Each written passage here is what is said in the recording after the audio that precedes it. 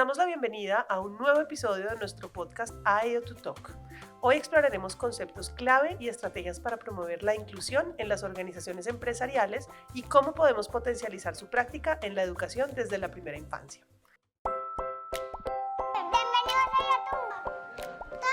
Los invitamos. Para esto nos acompañan Rosana Cuervo, coordinadora de educación de la Fundación Saldarrea Concha, y Carla Pérez, abogada y especialista en derechos humanos y derecho internacional humanitario de la organización Cisma Mujer. Rosana y Carla, bienvenidas. Muchas gracias por acompañarnos el día de hoy para hablar sobre este tema que nos genera tanto interés y tanta curiosidad y que es tan importante de verdad comenzar a difundir entre muchas organizaciones que aún no saben muy en detalle sobre este tema. Muchas gracias a ustedes. Gracias. Bueno, quisiéramos comenzar abordando el tema de la inclusión por definir las diferencias entre tres conceptos que quizás se oyen mucho, pero no necesariamente los usamos como son. Entonces quisiera que cada una, en el orden que quieran, pues nos cuenten un poquito sobre la diferencia entre diversidad, equidad e igualdad. Bueno, si quieres inicia. Ale. Adelante. Bueno, son como tú decías, justamente tres conceptos que muchas veces se usan de manera indistinta, pero que nos hablan de cosas diferentes, ¿no? Entonces, cuando hablamos de la igualdad, por lo menos desde mi perspectiva del derecho, hacemos referencia a que todas las personas tenemos los mismos derechos, ¿no? Una igualdad de derechos. Así lo dice nuestra Constitución, por ejemplo. Pero cuando hablamos de equidad, decimos, puede que haya esa igualdad en lo formal, pero en la materialidad, en la realidad, no todos somos iguales, no todos ni todas somos iguales.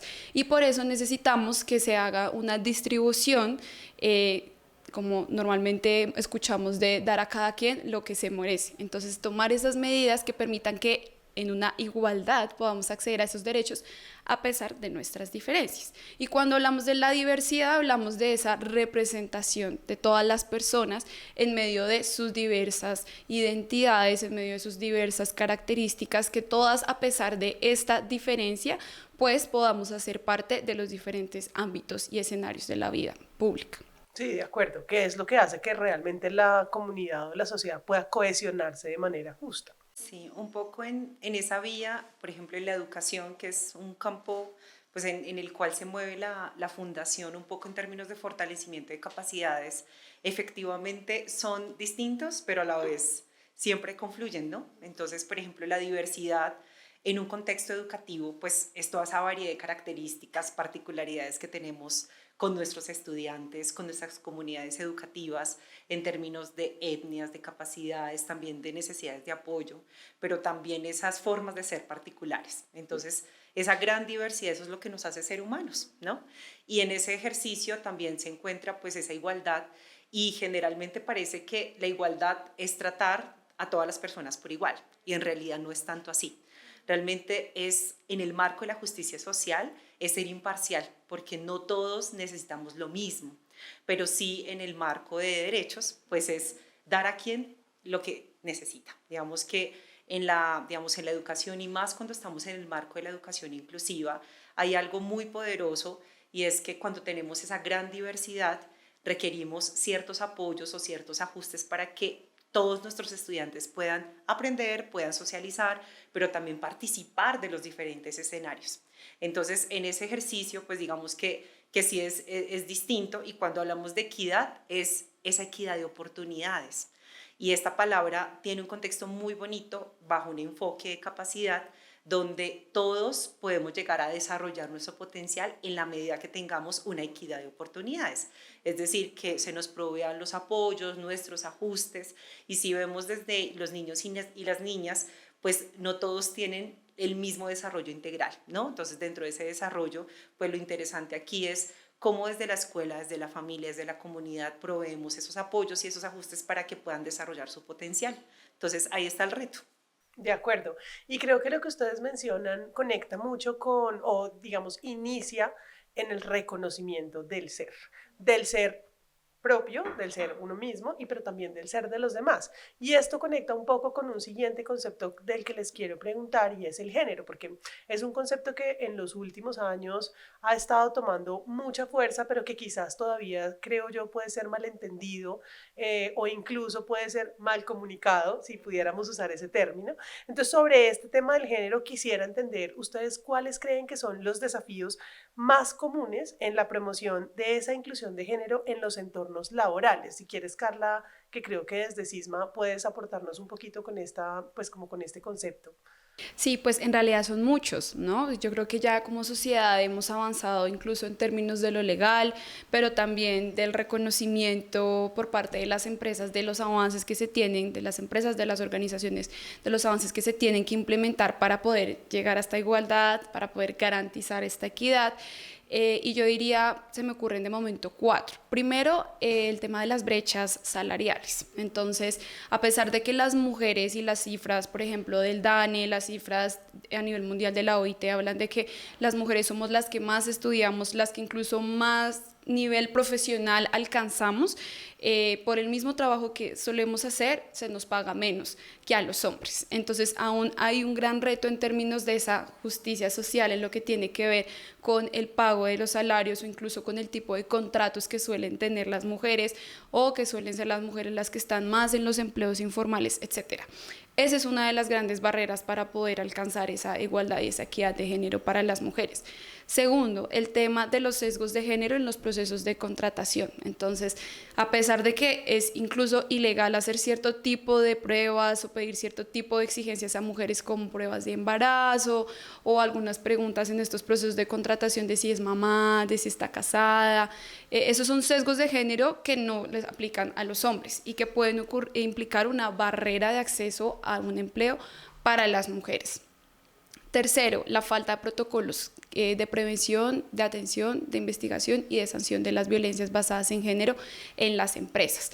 Porque aunque algunas lo tienen, incluso teniéndolo, no es suficiente para garantizar que las mujeres puedan permanecer en su trabajo cuando se enfrentan, por ejemplo, a casos de acoso sexual o a otras formas de violencia sexual o incluso de discriminación basada en género en los entornos laborales.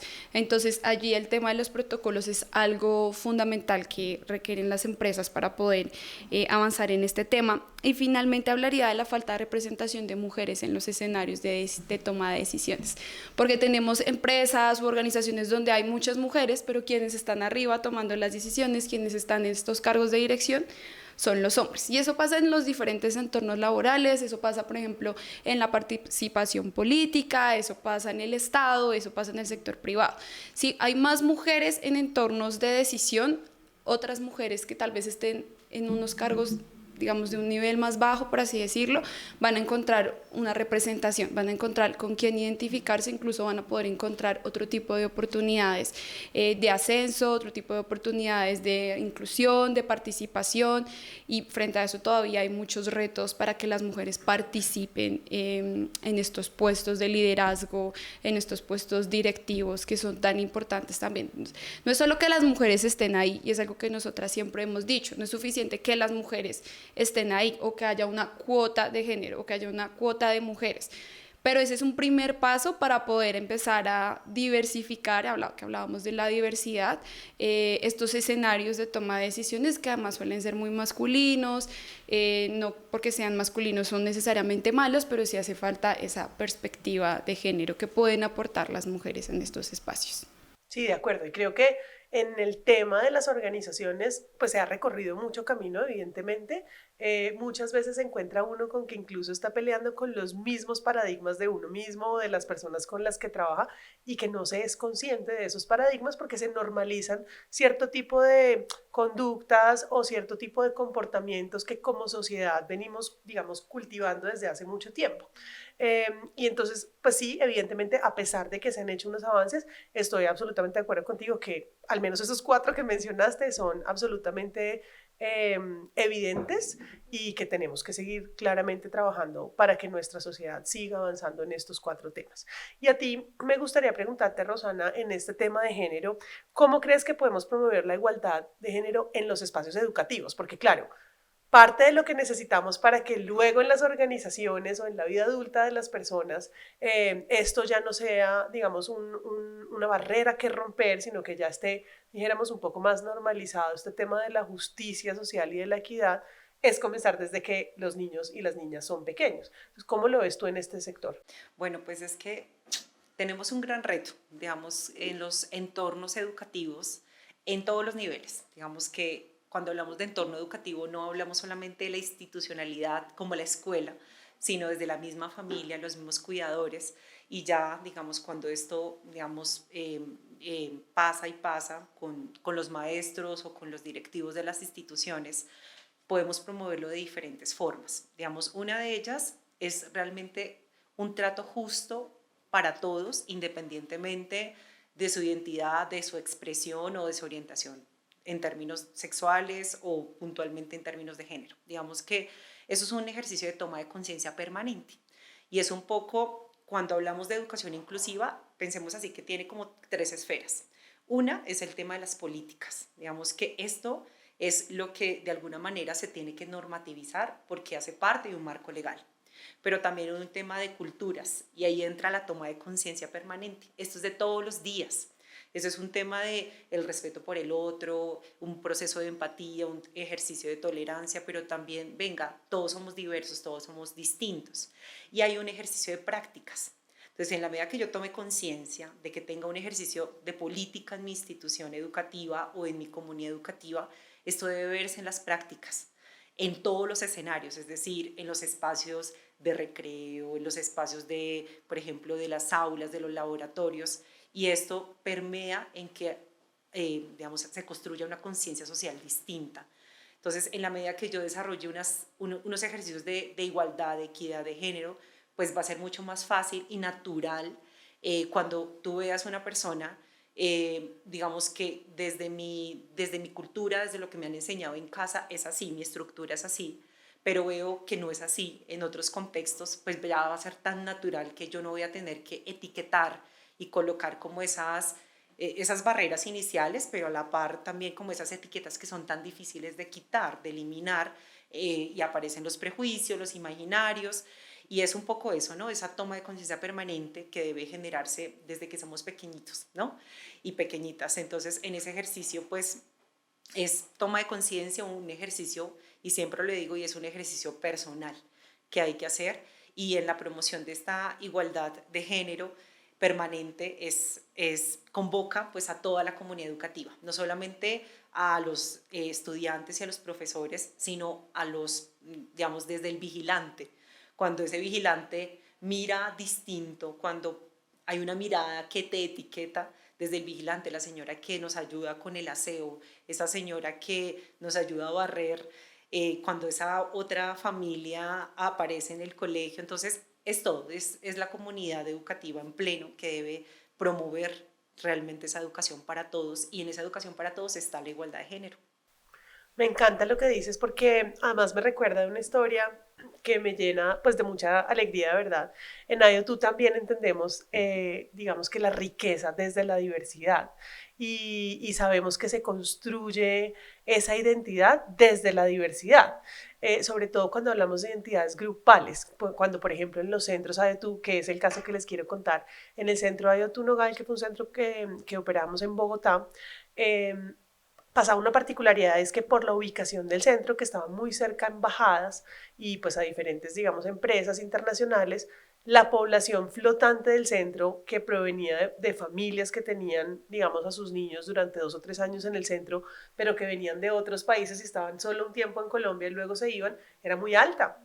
Y pasó una cosa muy bonita, y es que las maestras muy rápidamente se dieron cuenta, al comenzar a ver esta diversidad de familias, que había una diversidad no solamente en, digamos que, los rasgos físicos de los niños, que allí claramente pues era muy evidente, pero también en su cultura, en sus creencias, en prácticas cotidianas súper sencillas, como cómo me despido de mi mamá, si mi mamá y mi papá vienen juntos o si viene sola mi mamá, qué tipo de comida comemos y cómo se enfrentan los niños a una comida que es de pronto absolutamente diferente a la que están acostumbrados a comer. Sobre todo, por ejemplo, hay desayunos que son diferentes, los niños desayunan en los centros, tú tienen como diferentes tiempos de comida y el desayuno es uno de ellos. Y muchos niños decían como, huevo, pero huevo al desayuno, pero ¿por qué? Claro, porque no hace parte de su cultura. Entonces las maestras muy rápidamente como se dieron cuenta de esta diversidad y en la diversidad hay mucha riqueza y alrededor de esa diversidad, o quisiera decir mejor como tomaron de excusa esa diversidad para cohesionar el grupo. Y entonces qué chévere averiguar, Santiago, qué es lo que le gusta desayunar, o a Stephanie, por qué le gusta que la mamá venga y se quede con ella un ratico más. Y esto no pasa solamente cuando hay culturas diferentes, también pasa porque en nuestras familias somos diferentes y tenemos costumbres diferentes. Y en un país como Colombia, que también hay tanta diversidad en las regiones, pues claro que se da un montón. Y eso, de verdad, es una cosa que en IO2 al menos hemos aprendido a valorar mucho desde el principio, porque estamos conscientes de la capacidad que nos permite, o de la cantidad de oportunidades que nos permite esa riqueza de la diversidad. Justamente hablando de este tema de inclusión y que solamente no debe ser entendida desde la discapacidad o desde el género, sino que también hablamos de inclusión en una forma un poco más amplia, en donde abrazamos esa diferencia, en donde de verdad la valoramos y nos permite enriquecer las interacciones cotidianas que tenemos con el otro, el cuidado del otro, el entendimiento de nosotros mismos desde la diferencia con el otro también, nuestra ideología, bueno, en fin. Me gustaría saber un poco, pues porque tuvimos la oportunidad con ustedes desde la Fundación Saldarrea Concha de crear un curso que está hoy en día publicado en la red IO2, que es un curso que habla sobre esa diversidad. Y una de las cosas que se menciona a lo largo de ese curso, que es muy interesante, es este tema del diseño universal para el aprendizaje, que tú algo estabas mencionando como cuando hablabas de los ajustes que hay que hacer razonables, pero me gustaría si puedes como ayudarnos a entender y a la audiencia de qué manera por medio de ese diseño universal del aprendizaje se puede crear aulas más incluyentes, y no solamente aulas, sino entornos, espacios y entornos mucho más incluyentes para los niños y las niñas. Bueno, pues realmente el diseño universal es una respuesta. Siempre digo que es como un camino pedagógico que pues en Colombia se ha ido, digamos, como estructurando más, pero en realidad es un enfoque pedagógico y didáctico que nos permite, es como pensar así como una sombrillita, donde tiene y lo alimenta diferentes modelos, diferentes enfoques, tendencias, paradigmas de la educación. Entonces, en ese marco, el diseño universal para el aprendizaje le permite que todos podamos aprender y aprender juntos. Entonces, en ese aprender juntos, nadie se queda atrás. Entonces, en ese lema de que nadie se queda atrás, pues eso implica unos desafíos curriculares, unos desafíos metodológicos, pero también es un poco de toma de conciencia de los diferentes actores, ¿no? Entonces, este diseño universal tiene 3 principios y nace realmente del diseño universal de la arquitectura. Entonces, siempre les hago esta analogía a los profes y es, pensemos en una rampa. Una rampa sirve para todos, ¿cierto? Entonces, ya hace unos años, digamos que ya mucho más de una década, el diseño universal nos permite pensar cómo diferentes escenarios, diferentes experiencias de aprendizaje es para todos. Entonces, en ese marco, el diseño universal tiene 3 principios. Y el primero es, implique a sus estudiantes, proporcione múltiples formas para que se motive, o sea, para que sea feliz en su contexto, para que sea feliz en su clase. Eso es lo primero. Lo segundo es múltiples formas de presentación. En ese ejercicio es, no todos somos visuales. Otros somos más auditivos, otros nos gusta escribir, otros nos gusta leer, otros nos gusta crear cosas, otros ni aprendemos ni leyendo ni escribiendo, sino nos gusta bailar, pasear, y eso tiene que ver con el aprendizaje. Entonces, proporcione múltiples formas de reconocimiento y de presentación de la información. Entonces, si tu profe necesita, digamos, desarrollar un contenido, pues no solamente utiliza imagen, utiliza, digamos, tu expresión verbal, utiliza diferentes interacciones, pregúntale a tus estudiantes, utiliza los conocimientos previos de ellos. Y en ese ejercicio también tenemos el tercer principio y es de acción y expresión, y es que todos nos expresamos de formas distintas. Entonces, habrán estudiantes que expresen siempre de manera verbal, pero hay otros que no les gusta participar de manera verbal, les interesa más crear cosas, hacer caricaturas, hacer dibujos. Entonces, en ese ejercicio la expresión es muy importante y es de la oportunidad que expresen de formas distintas. Entonces, si solo nos casamos de que una evaluación se debe hacer así, así, así, pues realmente estamos pues cohibiéndonos del desarrollo de todas las potencialidades. Entonces, el diseño universal del aprendizaje, pues realmente tiene un proceso de implicación, de representación, pero a la par de acción y expresión. Entonces, en ese ejercicio, pues da la posibilidad de que tengamos un camino pedagógico para todos, y en ese todos nadie se queda atrás. Me encanta porque eso nos regresa nuevamente al punto del reconocimiento del otro y el reconocimiento del otro desde valorar esas diferencias y desde que no todos nos podemos, o sea, el proceso de aprendizaje de todos es igual de válido y todos nos podemos acomodar a ese proceso de aprendizaje o hacer los ajustes precisamente que tú mencionas. Y esto en las aulas, pero también claramente en las organizaciones, porque en las organizaciones también pasa que hay mucha diversidad, como decíamos al principio, puede ser solamente de nuestra cultura, solamente porque venimos de familias con creencias, con tradiciones, con, sí, culturas diferentes. En ese sentido, Carla, quisiera preguntarte un poquito, ¿cómo crees tú que las organizaciones empresariales pueden fomentar un ambiente de respeto y de valoración, perdón, de esa diversidad cultural? Yo creo que habría que empezar por reconocer que para poder hablar de inclusión hay que hablar de interseccionalidad. Si nosotros hablamos de inclusión sin un enfoque interseccional, nos quedamos en que Rosana es mujer y solo es mujer y nada más. Carla es joven y solo es joven y nada más. Pero pues las personas tenemos múltiples identidades, somos diversas, como lo hemos señalado. Entonces, si yo quiero hablar de diversidad en mi empresa, en mi organización, tengo que partir por reconocer que quienes están en esa organización tienen múltiples identidades. Y en esas múltiples identidades, pues también se intersectan o se interconectan las discriminaciones. Entonces, puede que en mi empresa haya una mujer, pero que no es solo mujer, sino que es una mujer racializada, que es, no sé, lesbiana y que tiene alguna capacidad diversa. Si yo solo me enfoco en una política de inclusión, en el hecho de que ella es mujer, pues estoy dejando de lado esas otras identidades que le están generando a ella una discriminación única. Así como tenemos una identidad única como personas, también estas discriminaciones al interconectarse son experiencias únicas de discriminación. Y allí yo creo que ese es un punto de partida cuando vamos a hablar de inclusión. Pensar que todas estas políticas de inclusión y diversidad sean articuladas en torno a esas múltiples discriminaciones que pueden permear nuestras organizaciones. Y algo que hemos hablado en esos espacios que hemos tenido con IO2 y en otros escenarios donde SISMA pues, ha acompañado esta formulación de políticas de inclusión y género y diversidad, es que no está mal reconocer que en nuestras organizaciones ocurren estos escenarios de discriminación, ¿sí? Eso no nos hace las peores empresas o las peores organizaciones, porque es que esto ocurre en todo lado, desafortunadamente. Ocurre en el Estado, en las empresas, en los colegios, en las universidades, en la calle, en la casa. Entonces, lo que está mal es saber que eso pasa y no querer tomar acción.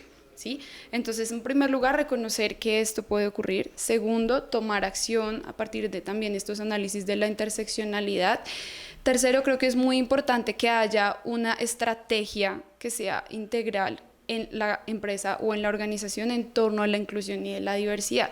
Está bien tener una campaña, está bien tener un programa, está bien una vez al año tener una capacitación sobre las violencias de género, sobre la discriminación, cualquiera de sus formas, pero esto no es suficiente. Se tienen que pensar acciones estratégicas de la empresa que no solo, digamos, estén dirigidas a quienes dirigen o que no solo estén dirigidas a quienes están en las bases, por así decirlo, o que muchas veces lo que sucede es que recaen en estos mismos grupos. Entonces vamos a hablarle a las mujeres de la empresa sobre violencia basada en género y los hombres, bien, allá están, siguen trabajando pero no se involucran en estos aspectos. Entonces creo que pensarse en unas campañas que además no solo estén enfocadas en lo comunicativo o en la capacitación o en la sensibilización por sí mismas, sino que permeen todos los escenarios de lo laboral en las empresas o en las organizaciones.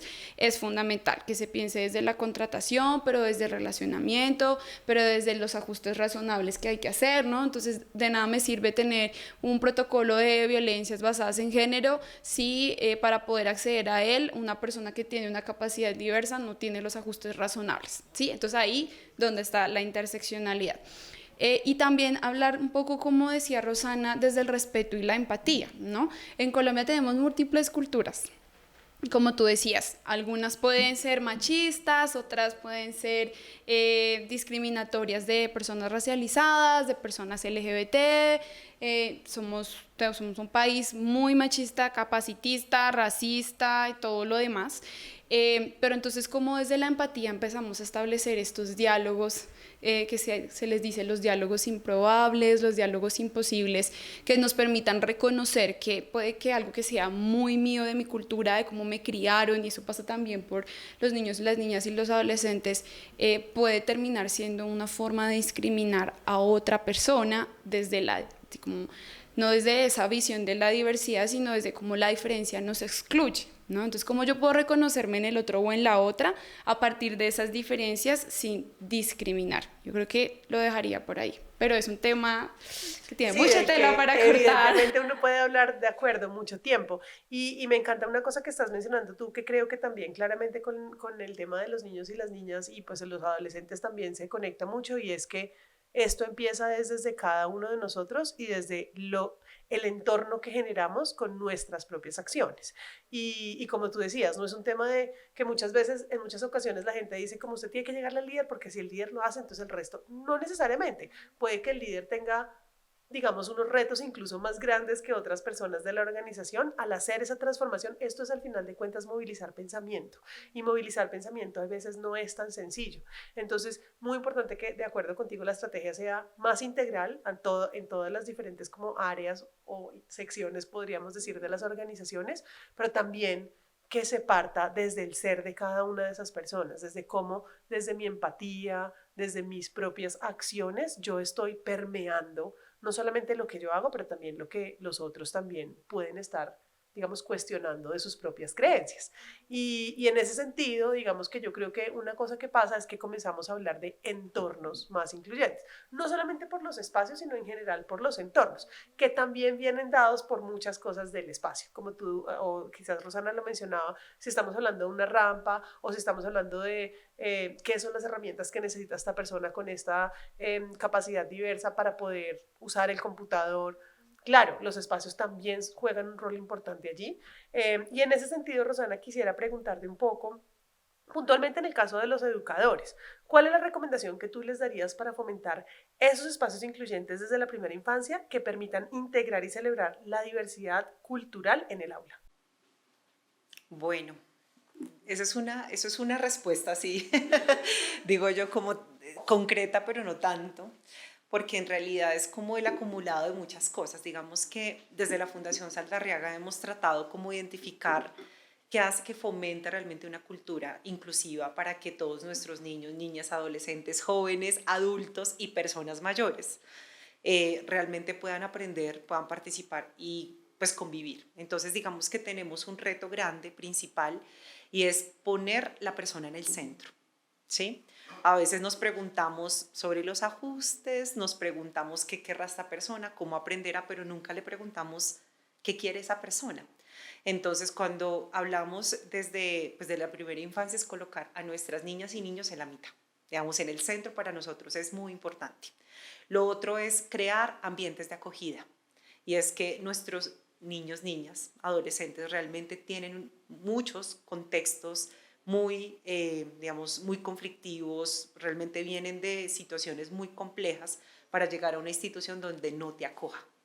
Entonces, en ese ejercicio, los maestros tenemos que crear ambientes de acogida, ¿cierto? Desde las mismas familias igual, pero a la par tenemos que identificar esas alertas tempranas, y eso es clave dentro de la educación inclusiva, y es que el maestro es el que muchas veces identifica si el estudiante tiene una partícula específica, si requiere algún apoyo, si requiere algún ajuste, si tiene algún tipo de discapacidad, si tiene algún tipo de talento y capacidad excepcional, que también es otra población totalmente invisibilizada en nuestros contextos educativos. Entonces, en ese ejercicio, pues esas alertas tempranas son muy importantes. La flexibilización, entonces no todos necesitamos lo mismo, y por ende, pues la flexibilidad es bien importante. Por otro lado, la comunicación. Entonces, en ese ejercicio de equidad, de todas estas diversidades que tenemos en los contextos educativos, es garantice la participación de todos sus estudiantes en diferentes formas. Y desde luego, pues el diseño universal es una, digamos, digo yo, como una ruta pedagógica que también nos permite pues dar la oportunidad que todos podamos participar y aprender de diferentes formas. Y siempre es un ejercicio constante que tenemos que hacer como maestros y es poder evaluar nuestras prácticas. Y dentro de esa evaluación de las prácticas es haga seguimiento, cuéntele al otro qué hace, que lo retroalimenta, escriba, sistematice sus prácticas, porque de esa manera también usted va mejorando su práctica, pero a la par la va evaluando y también, ¿por qué no?, pensar en esas buenas prácticas que tanto nos hace falta como país, donde los maestros y las maestras somos quienes menos escribimos sobre educación. Si ustedes ven, la mayoría de educación son de otras ramas distintas a la pedagogía. Entonces, pues ahí tenemos muchos retos, pero entre ellos el más importante es poner al niño o la niña en el centro. De acuerdo contigo, y una cosa que estabas mencionando me lleva también a un punto que creo que es muy válido y es, de verdad, la mayoría de educadores, sobre todo en la primera infancia, pero no solo en la primera infancia, no reciben el tipo de formación durante su formación universitaria o superior para tener el conocimiento y desarrollar las habilidades que se necesitan para reconocer, por ejemplo, esas alertas tempranas en el desarrollo. Entonces, muchas veces lo que pasa es que hay una angustia de enfrentarse a algo que yo no conozco. Puede haber un desconocimiento, no solamente la angustia, sino el desconocimiento nos puede llevar a quizás hacer diagnósticos equivocados y a tomar decisiones que no son las más favorables. En este sentido, pues quiero aprovechar también para invitar a toda nuestra audiencia a que de verdad se una a la red IoTU y revise este curso que con tanto pues, esfuerzo y sobre todo con tanto dedicación y amor sacamos en conjunto con la Fundación Saldarrea Concha, que es precisamente para eso, porque somos conscientes, como tú dices, lo más difícil es ponerse en esos zapatos del otro. Nosotros somos educadores, tanto en la Fundación Saldarrea Concha como nosotros, y sabemos que este es uno de los retos más importantes que tienen los educadores, entender sobre el tema, saber o tener las herramientas, acceso a las herramientas para poder identificarlo, y una vez que está identificado, ¿qué puedo hacer desde mi rol como maestro para ayudar a que esta situación sea más justa para todos los niños y para que el niño además, o todos los niños y niñas, tengan el acompañamiento que realmente necesitan? Y este curso sí que les da todas esas herramientas, no solamente para entender el concepto como tal de la inclusión, sino también para tener esos conocimientos que necesitan para detectar esas alertas tempranas, y luego cómo podemos entonces ajustar no solamente los espacios, sino también las experiencias cotidianas en las que acompañamos, digamos, a todos los niños y niñas. Bueno, yo quisiera retomar un tema que estábamos hablando al inicio del podcast, que es el tema de la inclusión de género. Y pues las dos, de verdad, porque creo que las dos tienen algo claramente muy valioso que decir aquí desde su experiencia. ¿Cómo creen ustedes que uno debe promover esa cultura de la inclusión de género desde la primera infancia? Porque como hablábamos al principio, claramente para, digamos que tratar de evitar estas barreras que nos están sucediendo en las organizaciones y pues en la vida adulta, hay que comenzar desde la primera infancia. Bueno, yo creo que acá Rosana seguro tiene mucho más que decir por su experticia, pero yo diría un par de cosas. Primero, yo creo que este tema de la inclusión de género es algo que nos incumbe a todas y a todos, ¿sí? Y a veces está esa idea de que eso es algo que solo le interesa por allá a las feministas, canzonas, o que solo le interesa a las mujeres, o que de eso se tienen que encargar es las que trabajan en estos temas, y en realidad esto es algo que nos compete a todas y a todos, y eso pasa por las familias, la sociedad, los espacios educativos, el trabajo, etcétera. Entonces yo creo que, como decías, Rosana, es un tema de toma de conciencia individual y por allí hay que empezar, ¿sí? Como de poder entender cómo habitamos este mundo siendo mujeres, hombres o desde cualquier identidad de género o expresión de género u orientación sexual, cómo eso tiene o nos atraviesa como personas y cómo eso también nos hace relacionarnos con las otras personas. Y si no hay un ejercicio individual, es muy difícil que haya también luego un trabajo colectivo en torno a eso. Entonces la invitación a quienes nos escuchan es poder hacer esa reflexión también de cómo, quiénes somos, cómo nos identificamos, pues atraviesa también nuestras experiencias, nuestras vidas y nuestra manera de relacionarnos. Pero bueno, más allá de eso, que es como un ejercicio individual, yo creo que también, aunque es un gran reto, hay que trabajar en estos entornos de la crianza y en las familias, porque justamente por esa tradición de una cultura patriarcal, de una cultura machista, de una cultura que no respeta la diversidad, pues tenemos una formación de nuestros niños y niñas frente a estos o a estas expresiones o identidades que básicamente se construye desde la discriminación y desde la exclusión. Y claro, aquí podemos entrar en toda una discusión de si nos podemos meter en la casa y en cómo cada familia educa a sus hijos e hijas, y estas grandes discusiones, por ejemplo, incluso a nivel legal de la educación sexual integral, y cómo eso muchas veces genera muchas resistencias por parte de las familias, pero es una conversación que hay que empezar a darnos, y allí el entorno escolar es supremamente importante, porque como decía Rosana, es un escenario, o sea, los niños y las niñas no llegan con todas esas formas discriminatorias de ver a otras personas al mundo, sino que se les van construyendo en las familias, en los colegios, en el barrio, etcétera, etcétera. Entonces, yo creo que eso hay que empezar a trabajarlo de la mano, familia, colegio, sociedad, para poder trabajar en esa eliminación de esas ideas o esos estereotipos, esos sesgos que nos llevan a tratarnos también desde la exclusión y desde la diferencia. No creo que sea un tema de imponer. Entonces ahora en los colegios o en los entornos educativos te tienes que enseñar el ABC, porque creo que pues, esa no es la idea, pero sí es importante que haya unos mínimos en torno, hablando desde el derecho, hablando como abogada, en torno a la protección y a la garantía de los derechos humanos, y muchas veces eso no se hace, no se aborda en estos escenarios por ciertas creencias religiosas o bueno, formas de ver también el mundo que son totalmente respetables, pero que la idea es que no sean ese punto de partida de la discriminación o de la exclusión. Porque yo sí creo que si uno trabaja con los niños y las niñas, pues se ahorra muchas cosas ya más grandes, ¿no? Se ahorra tener que luego en la empresa o en la universidad o en la organización pensarse estas medidas que pueden ser más complejas de llevar a cabo si desde pequeños y pequeñas los niños y las niñas pues reciben este tipo de información y empiezan a identificar el mundo pues también desde el respeto, la empatía, como lo decíamos, y la diversidad. Mil gracias, Carla. Bueno, ya Carla dijo todo. No, un poco me ponía a pensar, recuerdo mucho una historia de un estudiante que me contaba y era, profe, es como el vino. No sé, ustedes, ¿cuánto se imaginan que se demorará colocándole la empresa, la etiqueta a un vino? ¿Cuánto se demorará? Bueno, depende del proceso. Puede ser una milésima de segundo. Solamente. Ahora, ¿ustedes han intentado quitarle la etiqueta a un vino? Sí. Sí, entonces así son las etiquetas, ¿no? Son muy fáciles de poner, pero realmente quitarlas puede llevar años, puede llevar décadas, historias, puede llevar vidas completas y donde la etiqueta siempre permanece. Y la primera infancia es un momento donde mayores etiquetas tenemos, ¿sí?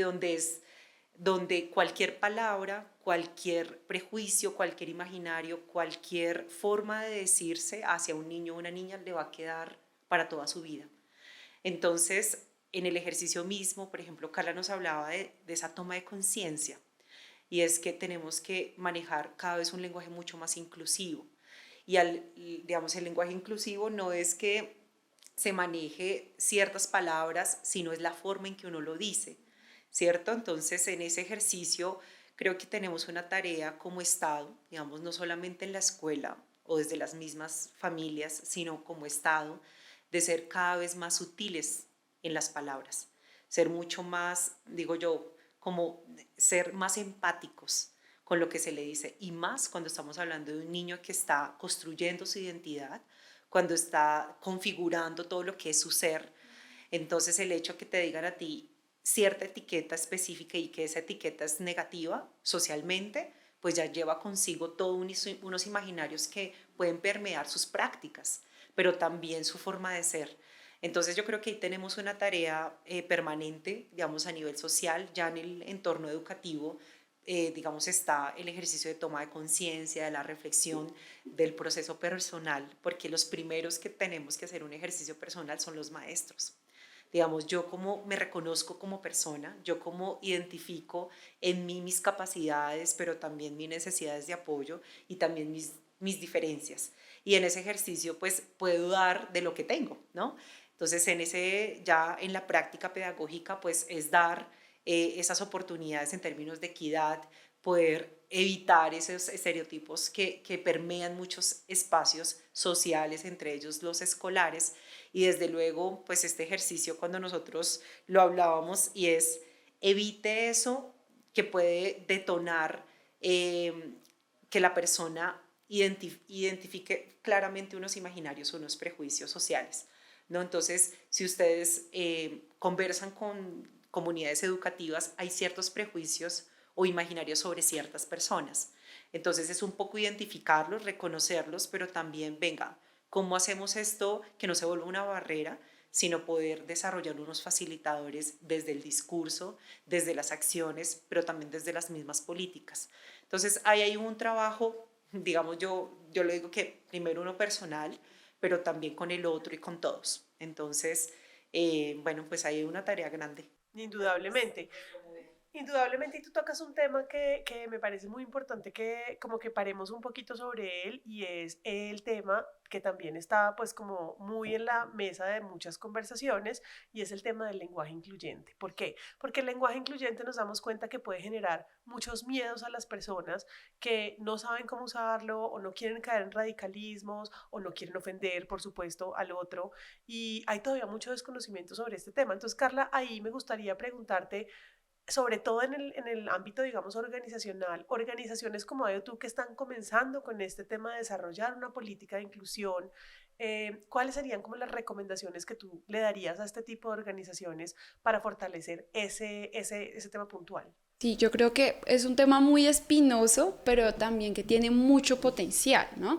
Porque como lo hemos conversado con ustedes, incluso cuando hablamos del lenguaje incluyente o del lenguaje inclusivo, pues primero partimos de reconocer que el lenguaje construye realidades, ¿sí? De lo que no se nombra no existe. Entonces está esta idea que nos han impuesto durante mucho, mucho tiempo de que, por ejemplo, el masculino nos incluye a todas y a todos y a todes. Y ahí el todes empieza a generar como este miedo, porque claro, puede ser muy retador que algo que está establecido tan profundamente y tan arraigado en nuestra cultura como lo es el lenguaje y la manera en cómo nos comunicamos, empiece a desestabilizarse de cierta manera porque se empiezan a cambiar estas formas de comunicarnos. Entonces ahí lo que nosotras hemos conversado, hemos hablado y que ya se ha desarrollado en otros escenarios o entornos internacionales, incluso hay manuales de uso del lenguaje incluyente de organismos internacionales que ustedes pueden buscar, quienes nos escuchan pueden buscar en internet, ahí hay de ONU Mujeres,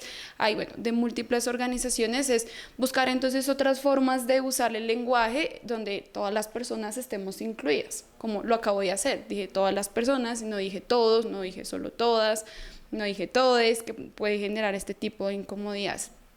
Pero yo creo que para poder hablar de lenguaje incluyente en una empresa, en una organización, pues hay que sentar a las personas que hacen parte de esa organización y escuchar también cómo se sentirían incluidas o incluidos en estos escenarios de, digamos, de comunicaciones, de la misma política, de los documentos escritos.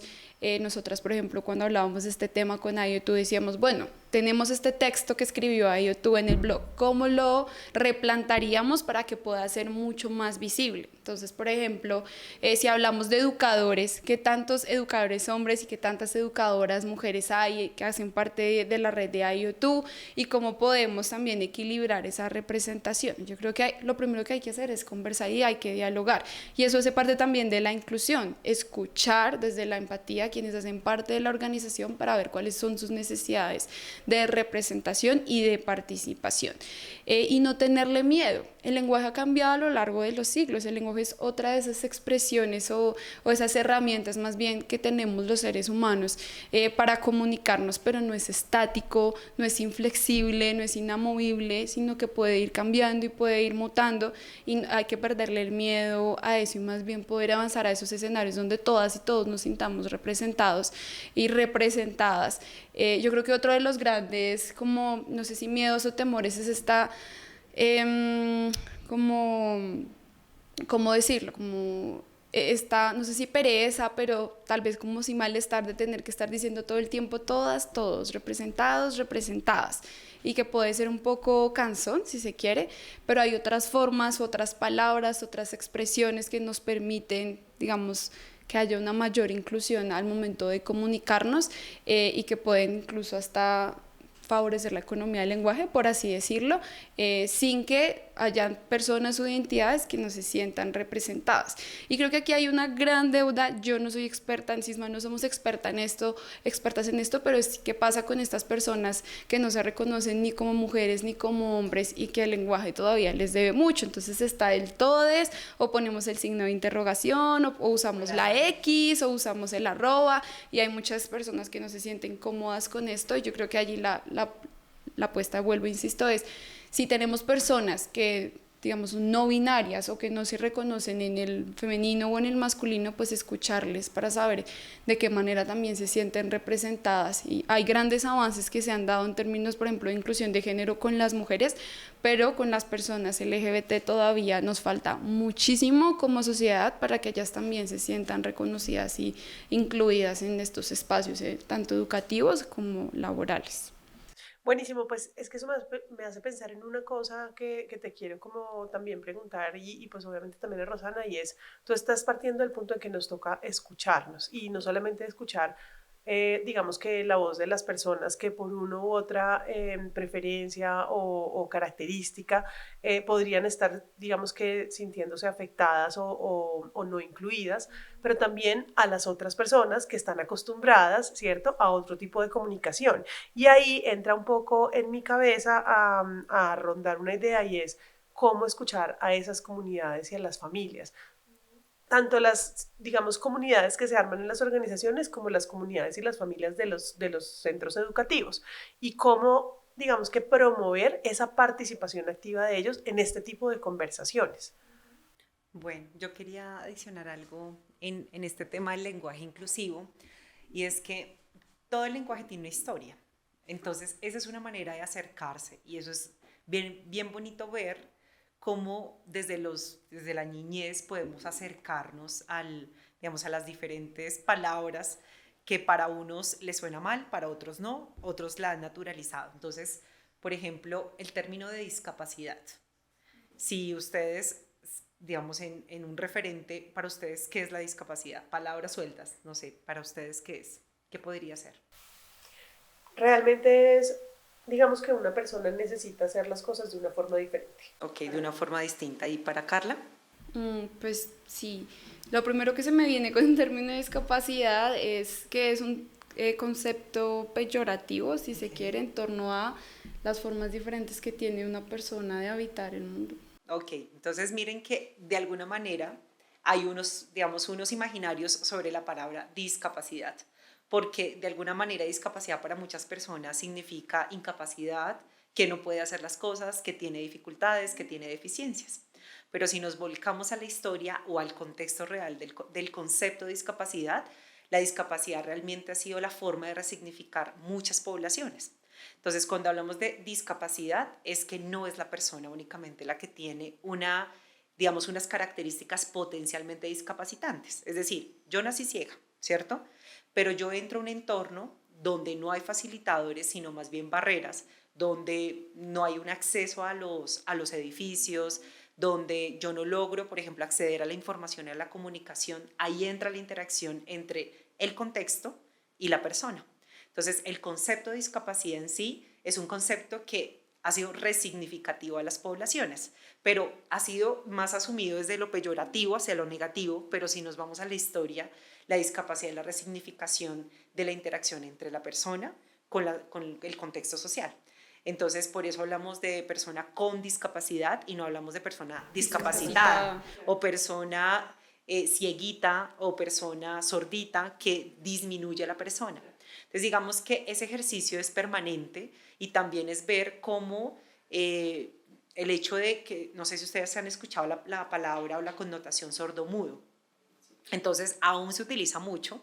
Realmente es persona sorda o persona con discapacidad auditiva, pero el sordomudo en su historia, la seña del sordo es así, sordo, mudo.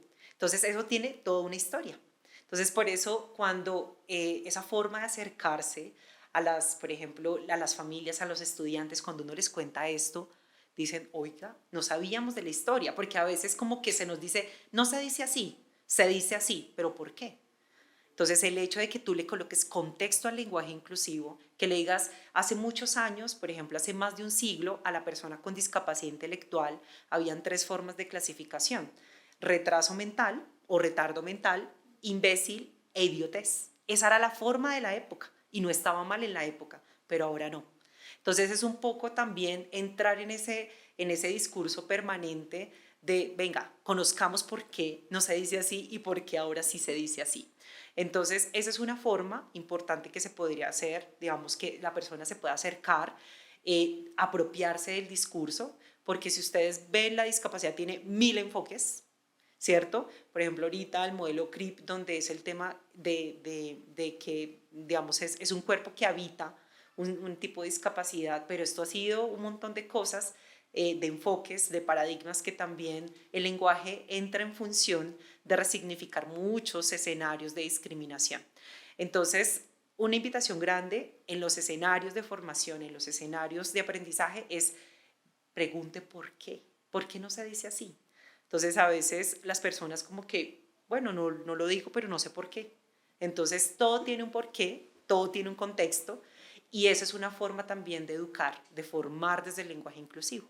Y yo también creo que estas transformaciones, que en su gran mayoría son de carácter cultural, pues se tienen que dar también desde estos escenarios de conversación, de la formación, de lo artístico, de lo social, es decir, no desde lo punitivo, porque además somos una sociedad que está acostumbrada a resolver todos los problemas desde lo punitivo, ¿no? Desde el castigo, y no hablo únicamente desde lo penal, sino incluso en nuestras casas. No, eso no se hace así, el golpe en el colegio, el maltrato en la empresa, el grito, el vaciadón, como decimos coloquialmente, y eso también tiene que pasar en los entornos laborales y en los entornos educativos. Como yo doy estas transformaciones culturales, que además no se dan de un día para otro, sino que requieren de un largo camino, sin un enfoque punitivista, sin polarizar estos escenarios como de quiénes son los buenos, quiénes son los malos, pues porque nadie es bueno y nadie es malo en su totalidad, sino que es justamente todas estas creencias y conceptos culturales que tenemos muy arraigados, que tenemos que transformar. Y cómo hacemos esas transformaciones sin un discurso del enemigo, sin un discurso del castigo, como digo, que es difícil para una sociedad como la nuestra, que está acostumbrada a resolver todo desde la violencia, pero que incluso es una forma de poder seguir dando estas transformaciones hacia unas culturas mucho más enfocadas a la no repetición de las violencias, de la inclusión, de una convivencia más sana, etcétera. Sí, evidentemente parte de esa transformación es ese interiorizar primero, ese dialogar con el otro y con uno mismo, ese cuestionarse y cuestionar al otro. Y creo que también una parte importante de la transformación es esta creación de políticas que, como tú lo decías en algún momento al principio, Carla, aseguren esos derechos humanos, pues mínimos para todos y todas. Entonces, en ese sentido, me gustaría entender ustedes qué piensan, digamos, por qué es importante la creación de esas políticas tanto en el entorno de las organizaciones como en el entorno de los espacios educativos.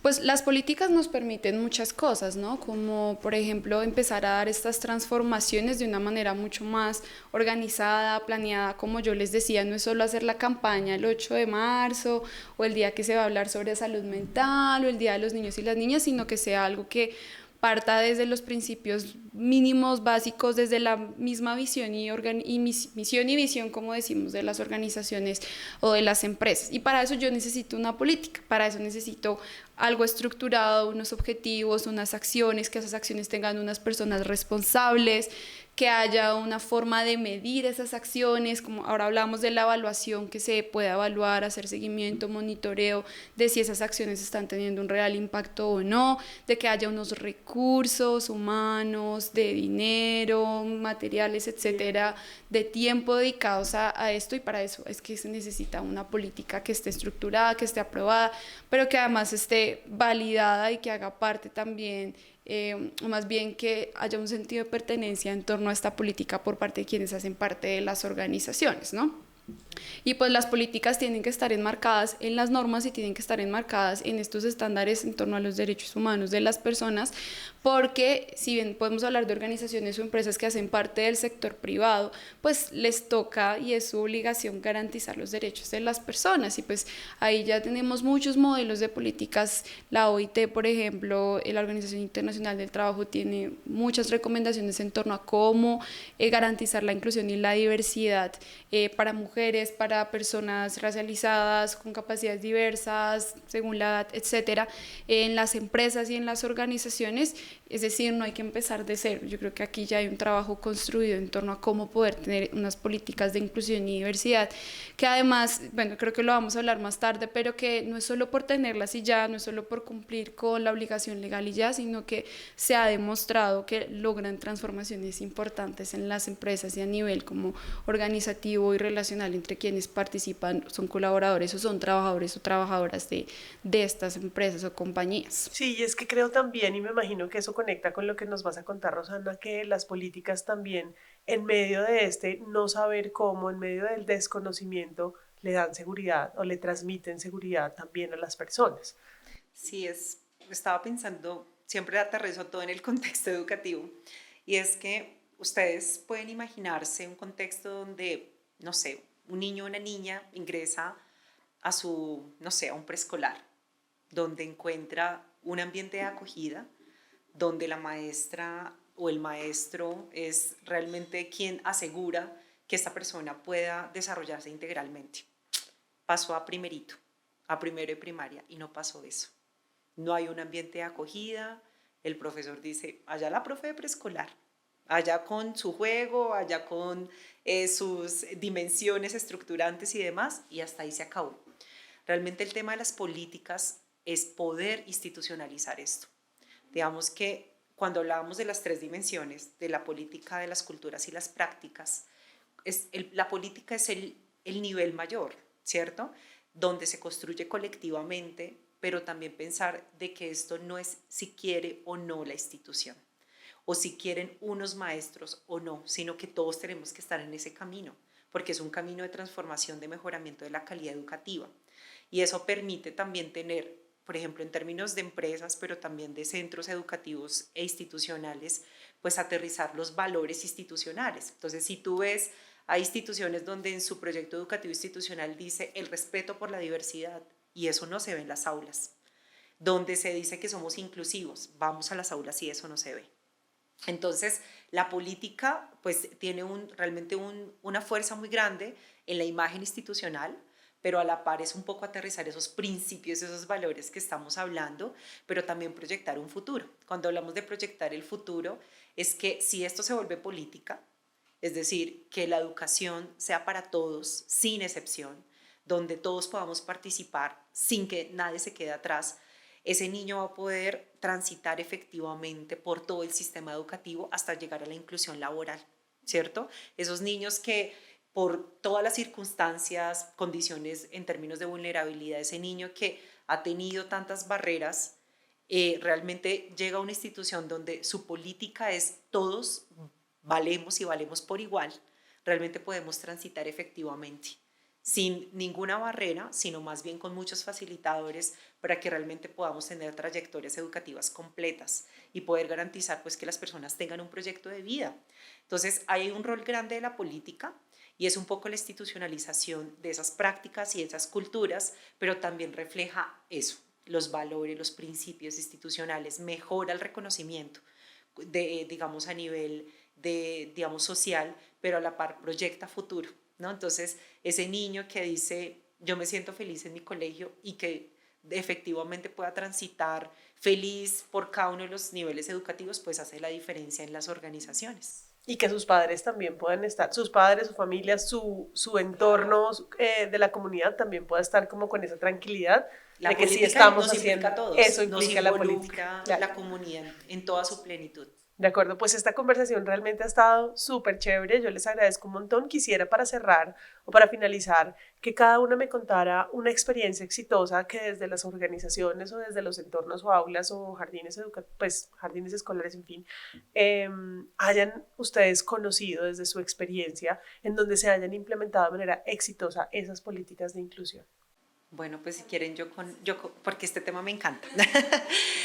Bueno, pues la Fundación tiene si quieren pueden buscarlo, Centro de Recursos Fundación Saldarriaga Concha, se llama Experiencia Cuenta.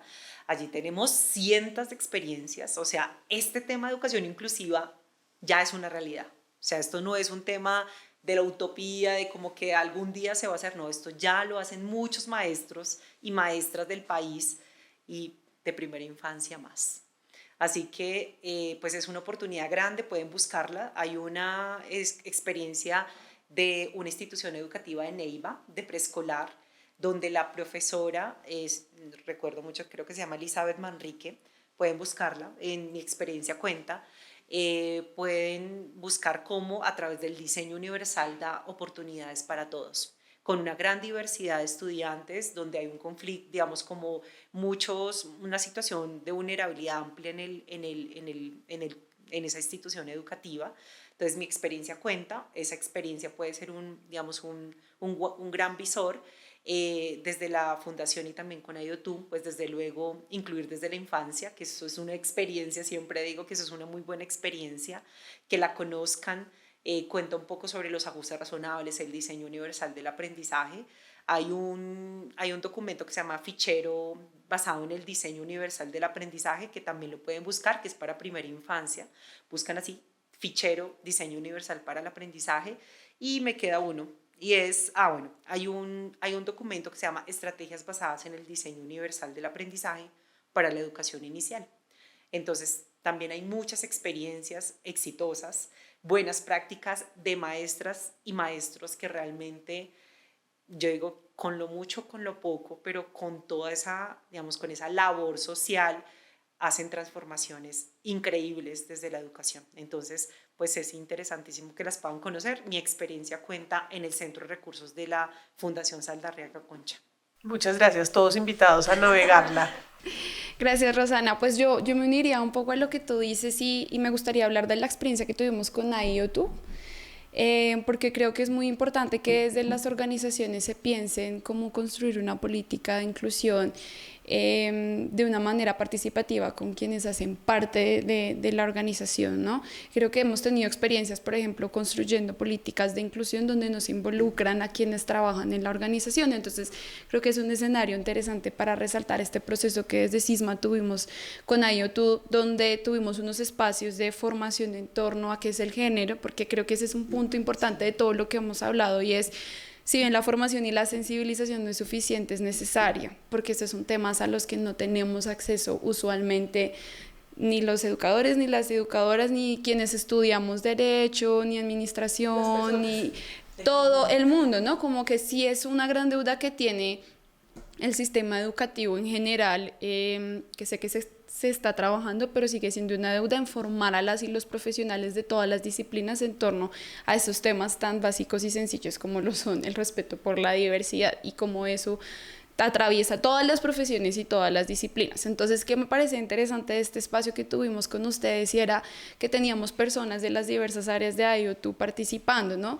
Que era un comité de género que es el encargado de impulsar esto en todos los diversos escenarios que tiene IoT en el país, pero que no eran solo las del área de recursos humanos o solo ustedes las de comunicaciones, hagan campañas, sino que había gente de financiera, de operaciones técnicas, de comunicaciones, encargadas de recursos humanos, y creo que desde allí es importante empezar, y como luego estas personas, pueden replicar en sus respectivas áreas, y luego entonces ya en la construcción de la política llevar este tipo de espacios de formación a todos los otros lugares o grupos que hacen parte de IoT, y luego en la implementación de la política.